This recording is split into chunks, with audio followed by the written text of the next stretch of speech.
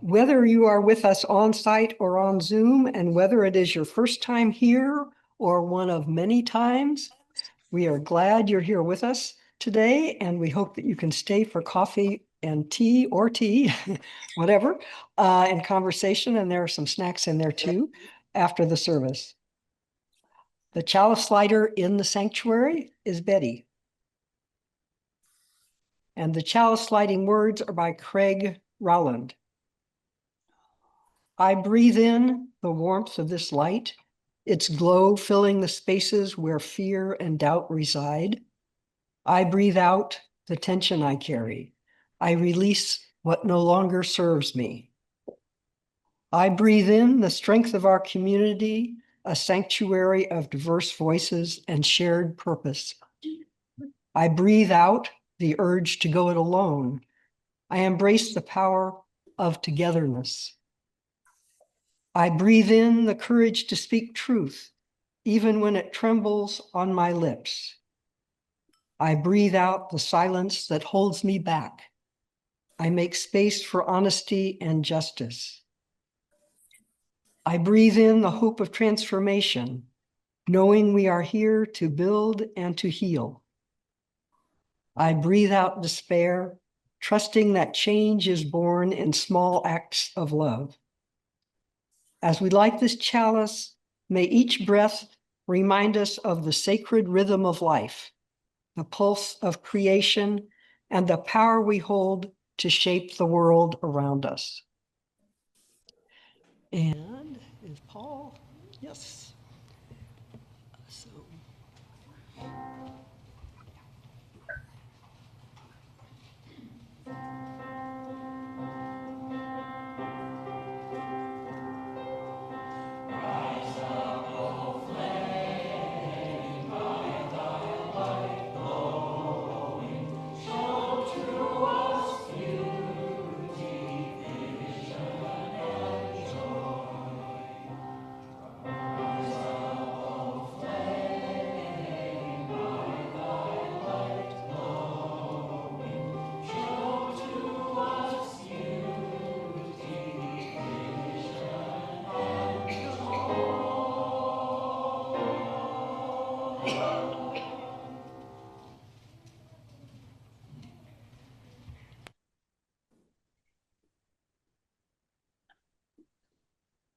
The opening words are by Barbara Hamilton Holway.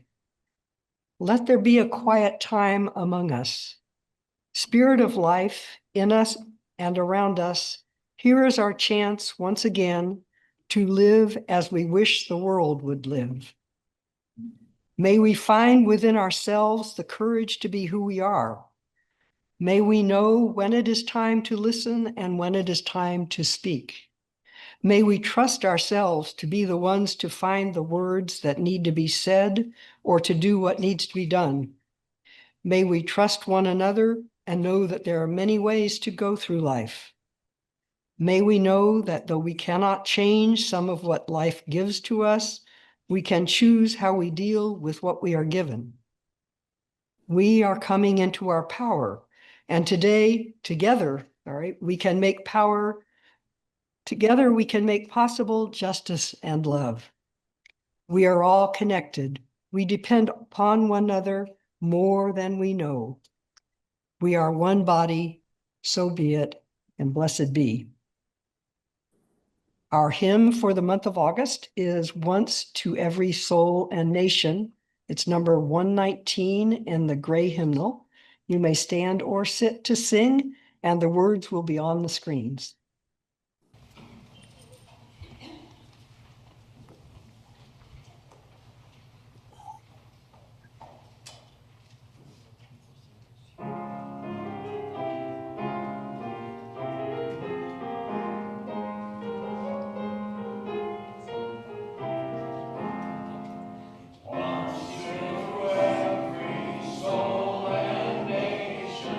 Comes the moment to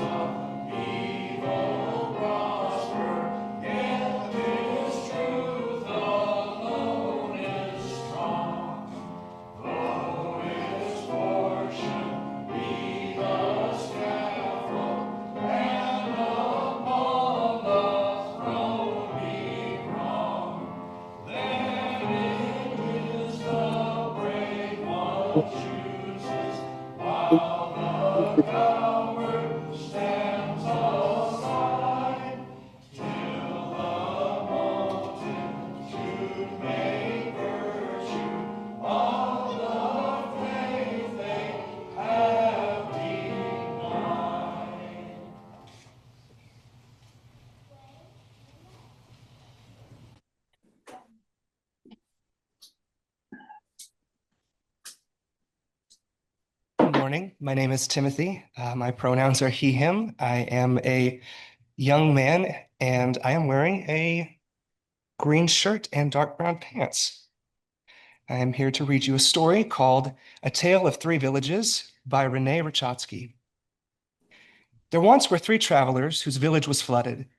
Together they set out for higher ground to find a new home. As they journeyed, they reminisced in stories of their former home and their loved ones lost to the flood. As they crossed over mountains, they saw a sheltered, fertile valley beyond, with a cluster of three small villages. One said, "This land looks a lot like home, but I'm a bit nervous about meeting new people." The second said, "We have become good friends. We know and trust each other, and we share tasks fairly." The third said, "Let's ask good questions at each village to help us find a new home." Over their fire that night, they came up with two questions. How does the village make decisions? And what happens when you don't agree? When they entered the first village, the villagers told them, "We have a powerful ruler who decides what is best for our village. The ruler's family has been in charge for many generations, and if we have a disagreement, the ruler decides for us." The travelers looked at each other with tight lips, then thanked the villagers and continued their journey. When they entered the second village, they asked, "How does your village make decisions?" The villagers responded, "We vote for a few people to represent all of us on a council. We vote for people who promise to make decisions that are the best for us." Then the travelers asked, "Well, what happens when you don't agree with what the council decides?" "Well, sometimes we don't all like what they decide, but we have to do it." The travelers looked at each other with disappointed eyes, then said thank you and goodbye to those villagers as well. As they trudged to the third village, they talked amongst themselves. One said, "That sounded good at first, but was it better than the village with a ruler?" Another said, "Not really. Some people have a bigger say." The third said, "After the others vote for them, the people on the council can do whatever they want." In the third village, they soon found some villagers to ask about decision-making there. One villager smiled and said, "Come, we will show you." And the villagers formed a large circle and invited the travelers to join them. A villager wearing a special necklace said, "We welcome you into our circle. If you would like to stay, you must accept our agreements. Speak the truth, keep your promises, honor and care for this circle as part of earth and sky." The travelers looked at each other with shiny eyes, then agreed in unison. Another villager explained, "This is how we make important decisions, by listening to each other in their turn under these agreements until the decision is made. This is also how we disagree, by listening to each other in their turn.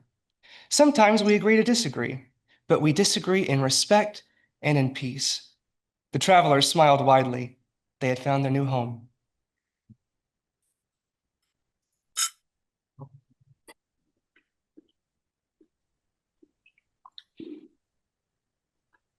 Just take a moment to absorb that story. My name is Dacia. I am a member of the Pastoral Care Circle. I'm wearing a black polo shirt, black earrings, and a black and white necklace. As a community, we share joys and concerns to keep connected. Slips of paper are available at the greeters table for those in the sanctuary to use for joys and concerns. During the week, you may send your joys and concerns by email to pastoralcare@springfielduu.org or by leaving a voicemail on the church phone 417-883-3922. If you're on Zoom, please use the chat box now for sharing your joys and concerns. All of these joys and concerns will be included in the members' email on Tuesday. We honor each joy or concern with a lighted candle a symbol of the love we as a community offer for each of these joys and concerns. This morning, Betty will be lighting the candles. And as soon as I see that Betty is there we go. And now, as we begin this time of sharing, know that though we are in multiple spaces, we are together in beloved community. To begin, we hold in love, all of us, those present and those absent. We light a candle for our church community. It is with sadness that we share that Bill White died earlier this week. Helen noted that it was their 71st wedding anniversary. We hold Helen and family in our thoughts during this time of loss and transition. We light a candle of sorrow for Helen and a candle to celebrate the well-lived life of Bill White. And let me check the chat. Okay.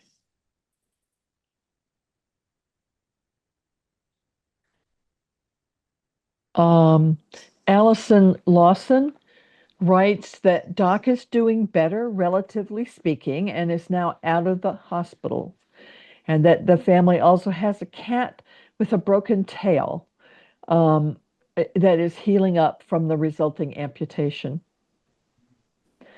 We light that candles of concerns, and Jesse writes, thank you to everyone who thought about me during my surgery. I'm still in pain, but healing.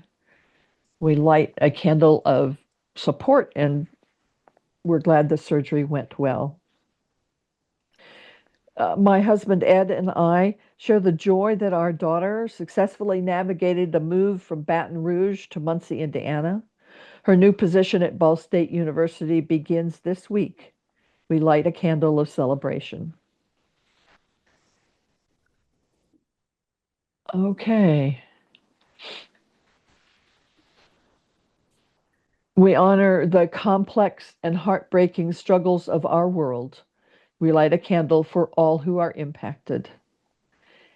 And I assume that I've now seen everything that was in the sanctuary? No.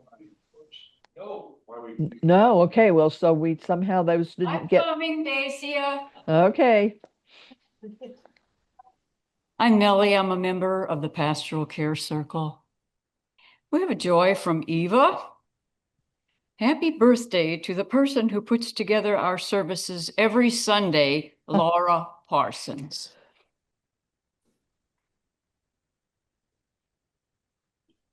She does a ton of work.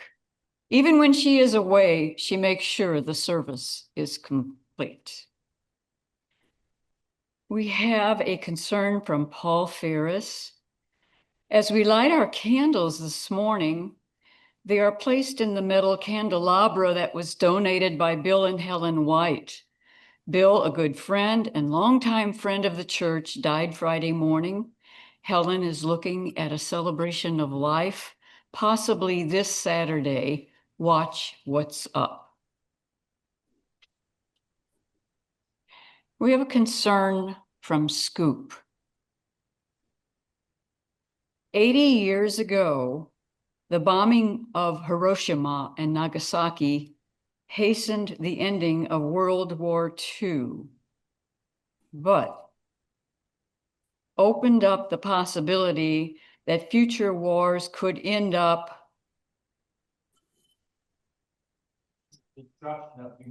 destruction of human civilization. Unfortunately, wars are still spreading in the world today, and nations are armed. Is that right?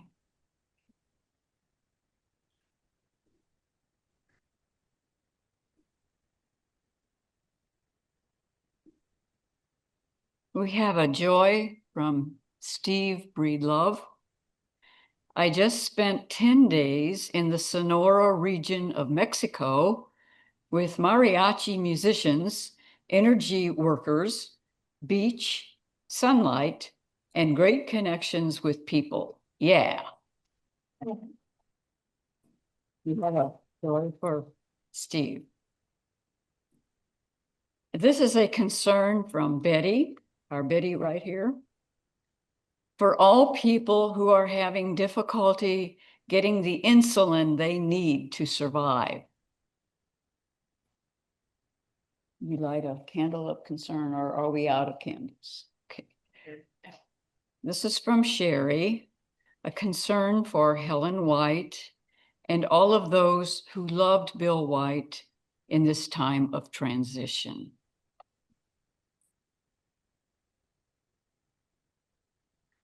That's it, Betty. That's it, Dacia. Thank you. In closing, for those joys and concerns that remain unspoken, we light a candle. May we hold each of these joys and concerns in our hearts and minds. May our community of love ease sorrow and boost celebration. And now let us join together in 1 minute of shared silence, followed by Spirit of Life.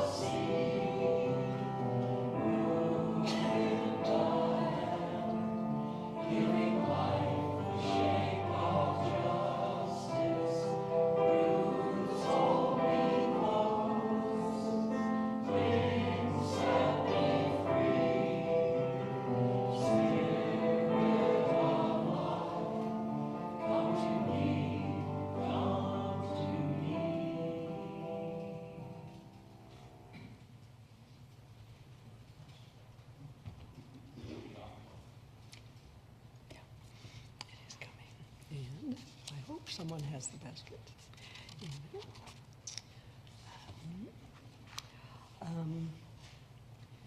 The week of August 10th in UU history. Margaret Moseley was born on August 11th, 1901 in Dorchester, Massachusetts. That's really my birthday, not the right year, but tomorrow. She wanted to be a nurse, but was refused by every hospital nursing program in Boston because she was African American. Moseley joined and became president of the Women's International League for Peace and Freedom, WILPF. She was also a leader in the fight against McCarthyism in the 1950s. She served as president of the Community Church Unitarian in Boston. After moving to Cape Cod, Moseley helped start a chapter of the NAACP, a chapter of WILPF, and the Fair Housing Commission. She was the first woman to chair the governing body of the Unitarian Church of Barnstable on Cape Cod. In 1965, Mosley marched in Selma, Alabama to support voting rights for African Americans. In 1989, the WILPF established the Margaret Mosley Memorial Peace Education Fund. She received the Martin Luther King Jr. Award from the Fellowship of Reconciliation. Margaret Mosley died in 1997 at the age of 96. Offering our gifts to support the work of building inclusive and just communities is one of the many ways that we live into justice and equity together. Some of us have much to give and some have little, and together it is enough. We are enough to work together for a world where every human can live into their best and most authentic self. If electronic giving is your preferred method, or if you are on Zoom, virtual giving options are available via our website, springfielduu.org. The offertory is a medley from the Jewish tradition. First comes Eli, walking to Caesarea, which translates as my God, and is from a poem by Hannah Senesh about a Jewish Hungarian resistance fighter in 1942. The music is by David Zahavi, arranged by Ken Herman. The second part of the medley is Bring Out the Festal Bread, a Hebrew folk song about Passover, all performed by Eva.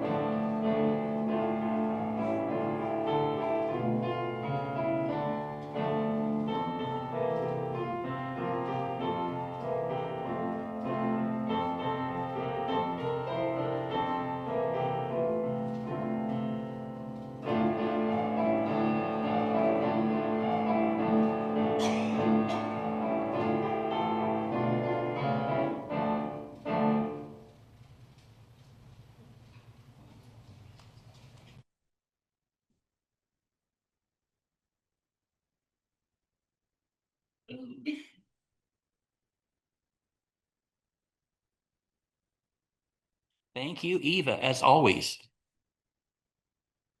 Good morning. My name is Becca Reynolds. I am a member of this congregation. I am an out and proud trans woman. I'm a redhead. I'm wearing a white satin top and a black skirt with little white flowers on it.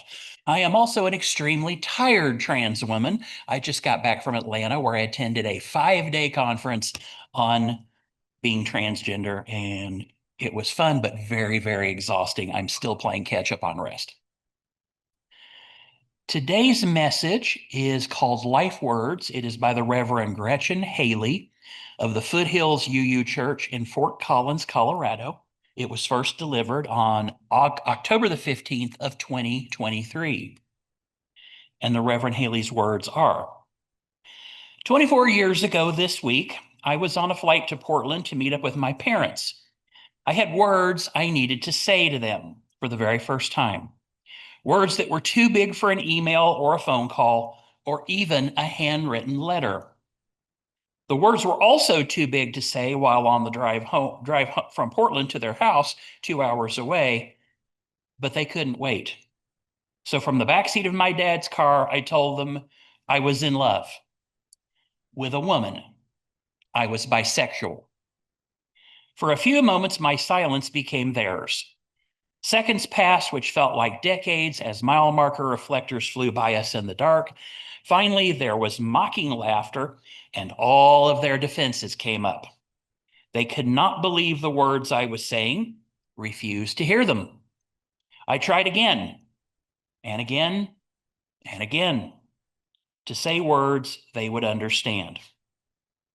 It was the beginning of a years-long conversation between us, attempting to bridge the distance between my silence and theirs.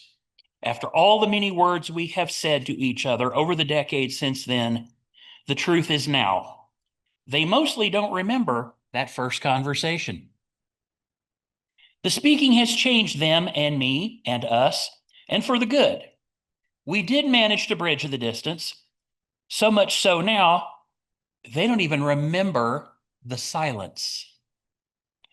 But I do. I still hold it all in my heart. I hold every word. Some words are like spells. Bringing them to speech changes everything. Immediately and then over time, as what is spoken sinks in and becomes a new reality, creates a new world. Words like, I love you, I'm trans, or let's get married. Words like, I need help, or I'm sorry. What are the words in your life that just by speaking moved you from one reality into another? The words that changed your life, the life of people you love, the words that made and remade whole worlds. This power of words being spoken is what psychologist Robert Eichberg and activist Gene O'Leary understood in 1988 when they designated October 11th as National Coming Out Day. They were trying to decide how to respond to continuing anti-gay legislation and decided that the act of saying true words would be their best hope for turning fear into celebration. Over 3 decades later, coming out is a concept most of us have a sense of, the power of claiming your own truth to change things. But what can get lost in our understanding of coming out today is the importance of the words themselves. Instead, we might emphasize the simple knowing of what is true, say the coming out to ourselves, less than the actual saying of specific words. Some balk at the labels and all their concrete specificity, for identity is always emergent and truth that is always unfolding, and so downplay the importance of specific words. Words are imperfect approximations of truth. Of course, it's why it took so damn long to bridge the distance of understanding with my parents. And words are always just a snapshot of that moment in time. And still, there is something uniquely powerful in the bringing of these sounds to our lips, the particular consonants and vowels, the physical breaking of silence. Silence can be so seductive, at least for a time. Silence tries to convince us that we can keep things from ever changing, that not changing is better, that somehow by not bringing truth to speech, you can make that truth no longer true, or at least no longer matter quite as much. Silence over time can become a kind of culture, a self-protective habit passed down generation to generation within families and then communities until there is silence about the silence itself. As poet Adrienne Rich wrote, whatever is unnamed, undepicted in images, whatever is omitted from biography, censored in collections of letters, whatever is misnamed as something else, made difficult to come by, whatever is buried in the memory by the collapse of meaning under an inadequate or lying language, this will become not merely unspoken, but unspeakable. This is the sort of silence which white supremacy and patriarchy depend, which is why speaking some words out loud can feel for some of us like such an impossibility, like learning a language long forgotten and forbidden. In silence, the amygdala runs the show. That part of our brain that thrives on threats and fear and reduces all of our options into fight or flight or freeze or fawn, and all that disregards logic as nonsense. Silence is seductive, and it is also eventually suffocating. To keep our truths unspoken is to be eaten alive from the inside. As Black lesbian poet Audre Lorde writes, "You're never really a whole person if you remain silent, because there's always that one little piece inside you that wants to be spoken out. And if you keep ignoring it, it gets madder and hotter and hotter. And if you don't speak it out one day, it will just up and punch you in the face from the inside." Scientifically speaking, to live with the amygdala in charge has significant implications on our health. It reduces immune response, increases physical pain, anxiety, and depression, and increases the risk for high blood pressure, heart attacks, and stroke.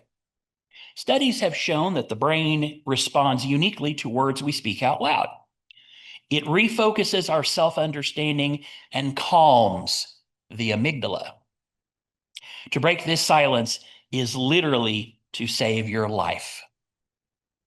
As Audre Lorde writes, "I have come to believe over and again that it is most important to me must be spoken, made verbal and shared, even at the risk of having it bruised or misunderstood, that the speaking profits me beyond any other effect."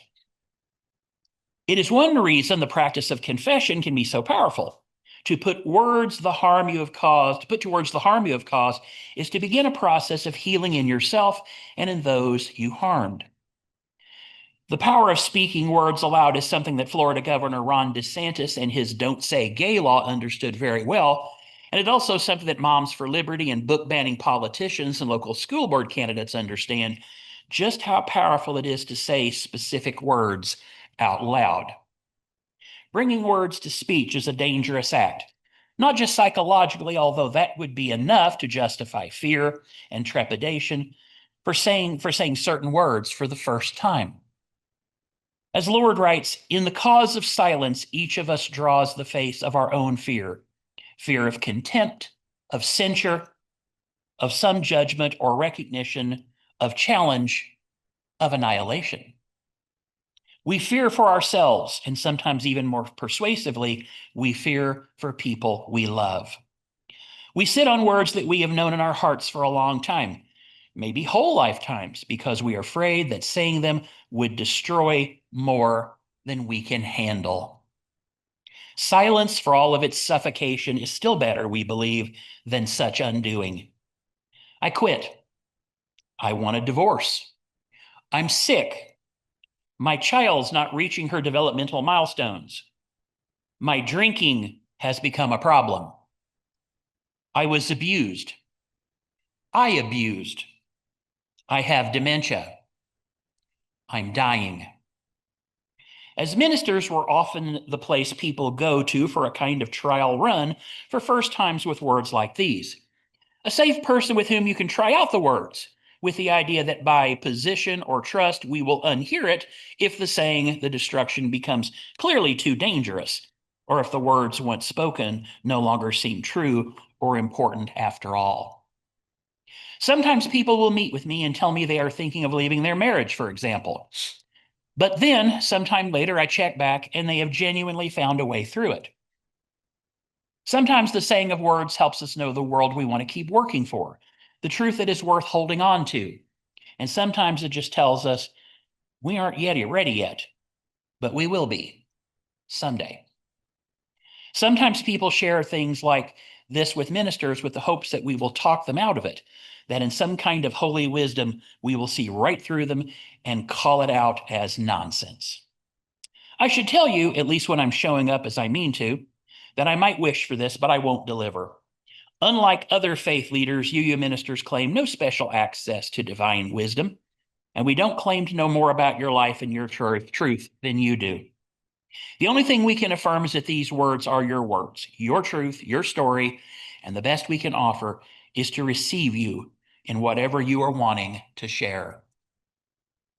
For many of us to receive life words like these, life-changing words from another, it is an honor and a privilege.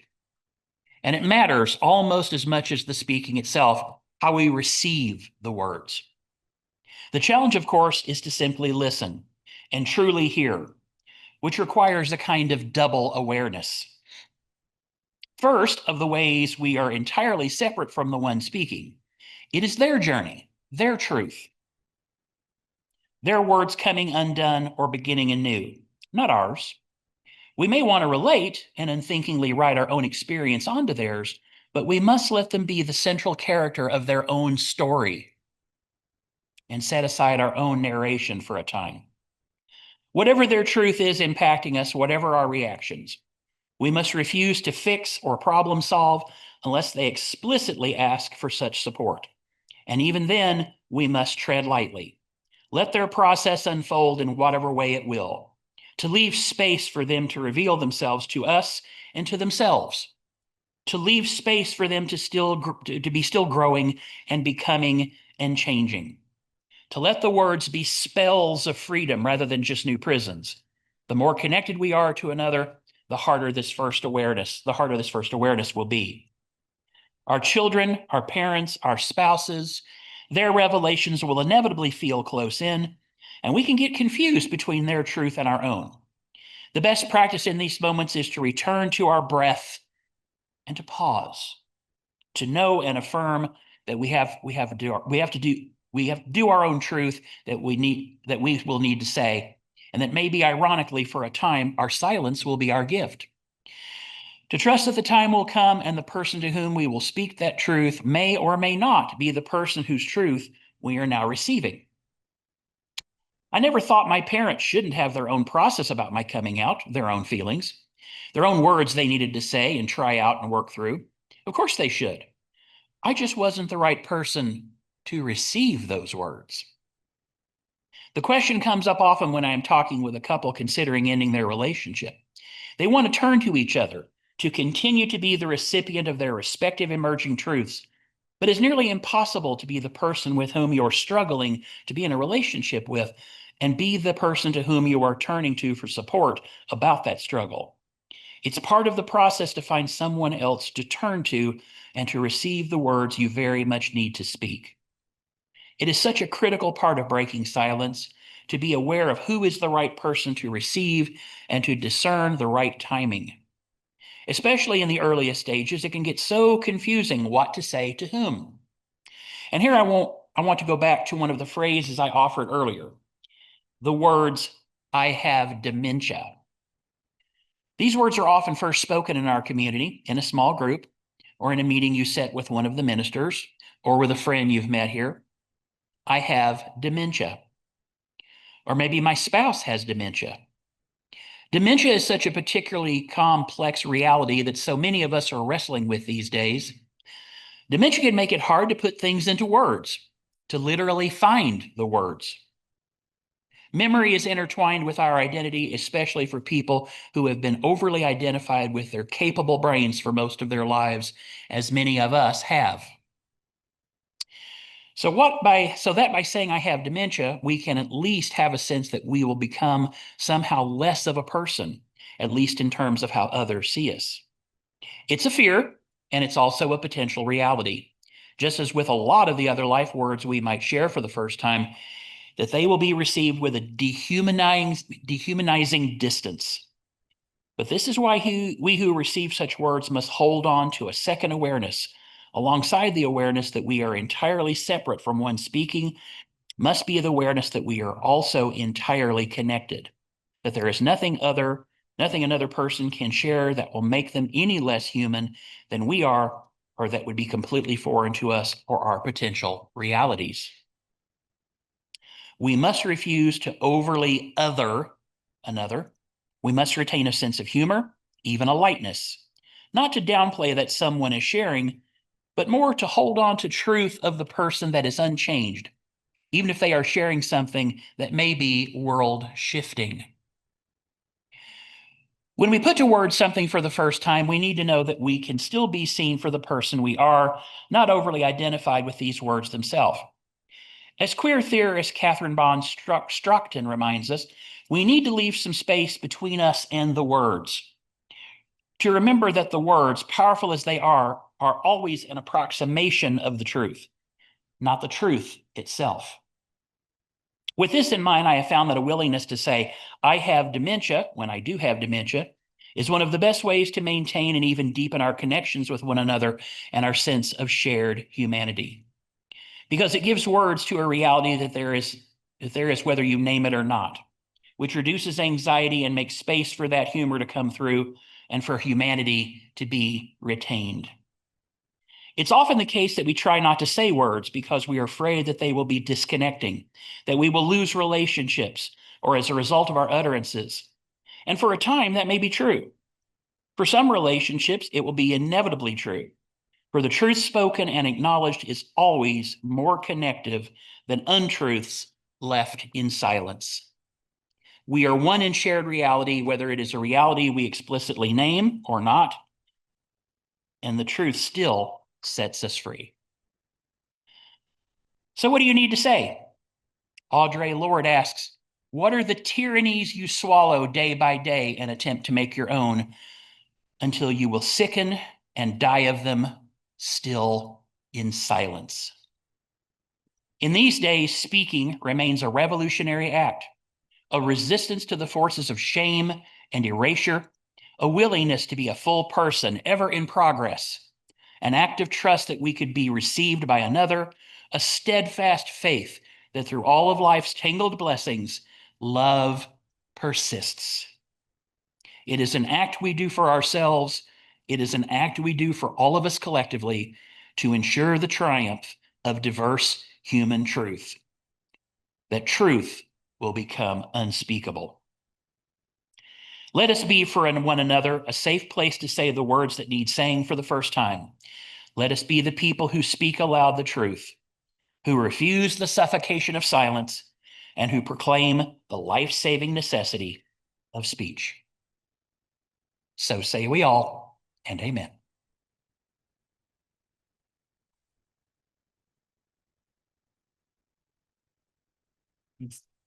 And see me after church about the open house.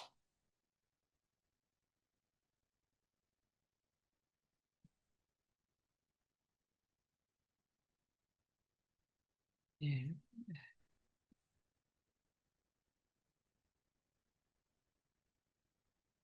And the interlude is Be Ye Lamps Unto Yourselves, with music from a melody in the Saram antiphonal and words attributed to Gautama Buddha. And they are as follows: Be ye a lamp unto yourselves, be ye your own confidence, hold to the truth within yourselves as to the only lamp, performed by Eva.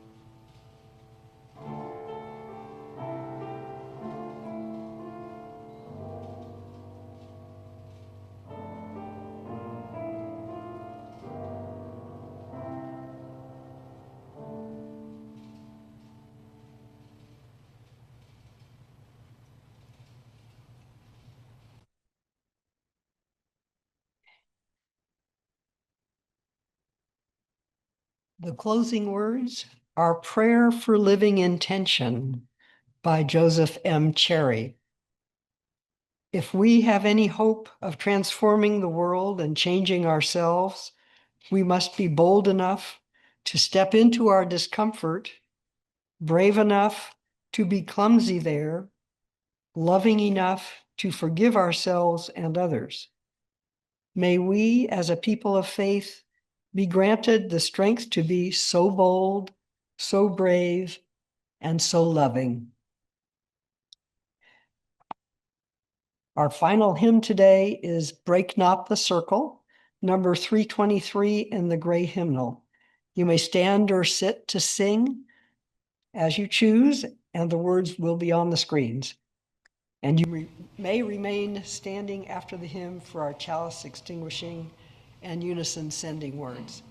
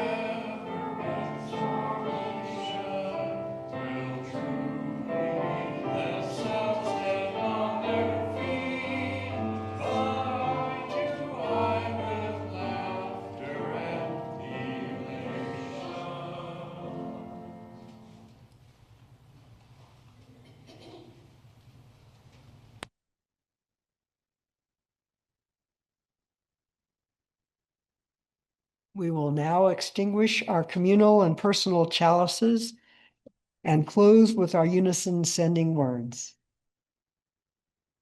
Our service here is ending.